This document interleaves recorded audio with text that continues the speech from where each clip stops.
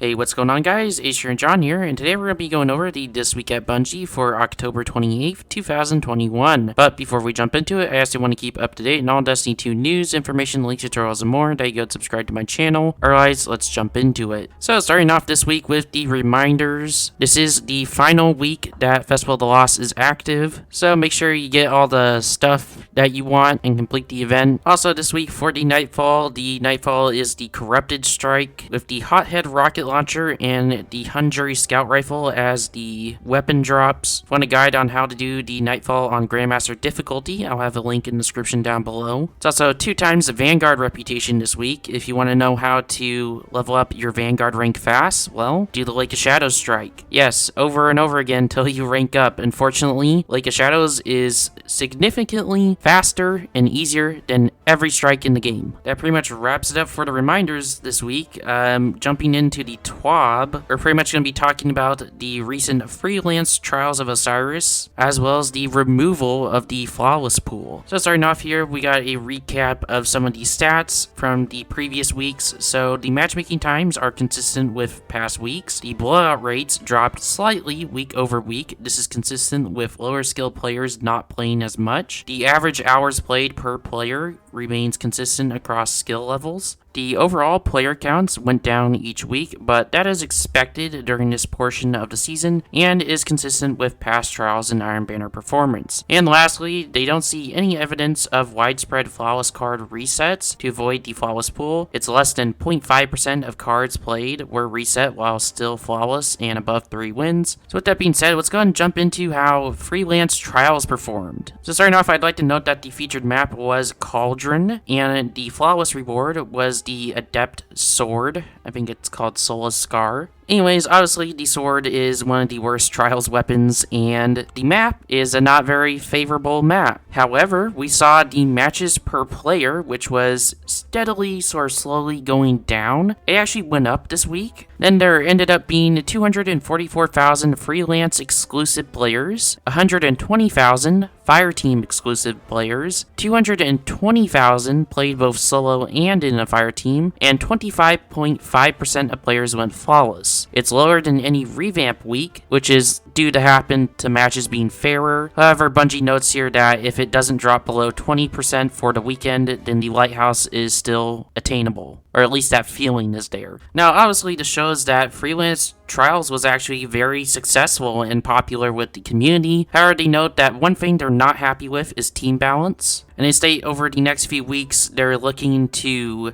implement a system that prevents scenarios like, for example, having 3 people that are in the top 0.5% on the enemy team. In terms of freelance Trials future, Bungie states that they like the overall outcome and vibe of the freelance queue, and both playlists seem to have a viable amount of players.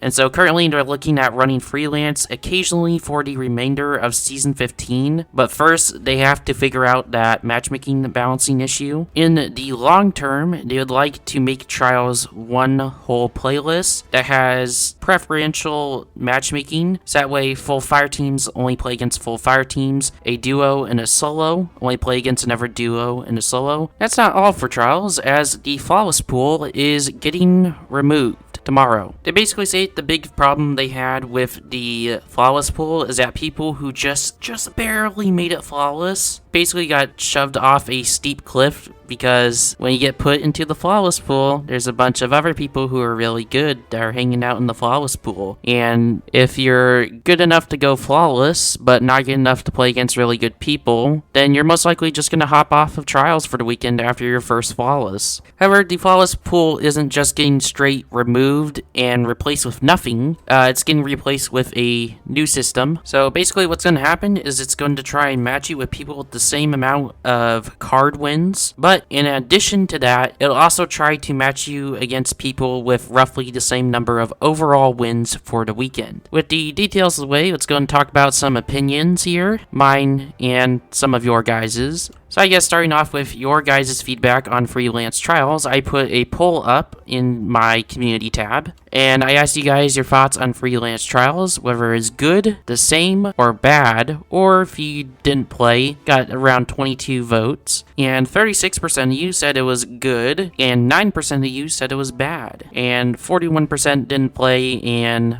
14% said that it was the same. In my experience of freelance trials, I think I only played like 9 or so matches, but that's because I won 7 in a row, went flawless, and then called it a night because I'm very busy. I'm also taking a sort of, not really, but kind of Destiny break. So I'm really trying to limit myself in playtime here. But in those 7 matches I played, they pretty much were, I was stomping the enemy team, but I'm a pretty good player. I can hold my own pretty well. I think my only concern with freelance is whether the population can handle it, and according to Bungie, the population can handle it, so I think it should stay. In terms of team balancing, that can get really nasty fast, considering it's 3-on-3, so it's really difficult to balance, because imagine you have 3 super good players and 3 super bad players. Then they would probably have to have 1 good player and 2 super bad players, but then on the other team, they have 2 good players and 1 bad player, and you're obviously going to lose that unless you're top 0.0001%. You're out there streaming ZK Mushroom, doing 1v3s and stuff. Like, unless you're ultra good, team balancing gets a little iffy in freelance trials, but I honestly would have to see it in action first. In terms of removal of the flawless pool, yay. But what's getting replaced with, I don't know how I feel about that. Essentially, I get punished the more I play trials, and I don't know how I feel about that, because imagine I'm grinding my ass off one weekend, and then even though I only went flawless twice, I'm sitting here at 115 wins, and it's like, oh no, now I'm gonna be playing other people that are probably at 10 flawlesses this week or whatever, you know? Like, it gets a little weird. I honestly would have to see how it plays out. I do appreciate the card-based matchmaking. That's nice. I just feel kind of iffy about the overall wins-based matchmaking. Those are my opinions. Jumping back to the Twab, we got some fashion show winners and some art contest winners, as well as some movies and artists of the week. If you like to view those, you go ahead and click on the Twab in the description down below. Before we close out this video, Telesto had to be nerfed because it was causing too many bugs in the recent update, and essentially nerfing some of its functionality had to happen in order to prevent any more future bugs. Will this be the end of Telesto? I'm not entirely sure. If you're interested what the nerfs were, they made it so it no longer attaches to allies and will instead impact and detonate. Bolts can no longer be shot and destroyed, and they reduced the bolt lifetime from 10 seconds to 5 seconds. Oh, also, in terms of what's coming up for content in the next couple of weeks, well, we got Iron Banner next week, and then from November 9th to December 7th, there is nothing planned. If you're not aware, on December 7th is when the anniversary update and DLC goes live, considering that's almost a month of nothingness. And recently there was a data mine stating that there's one final mission to close out the seasonal story at some point. I'd have to guess somewhere in that month we're probably going to get that mission to conclude the seasonal story. We also got 2 more Nightfalls coming up before you can guild your Conqueror titles. But yeah, other than that, we're gonna have a pretty slow month for Destiny. If you found this video helpful, go and give a like. Let me know in the comments down below your thoughts on the trials changes that are coming up tomorrow. Subscribe if you want to see more of this, and I'll see you in the next one. Peace.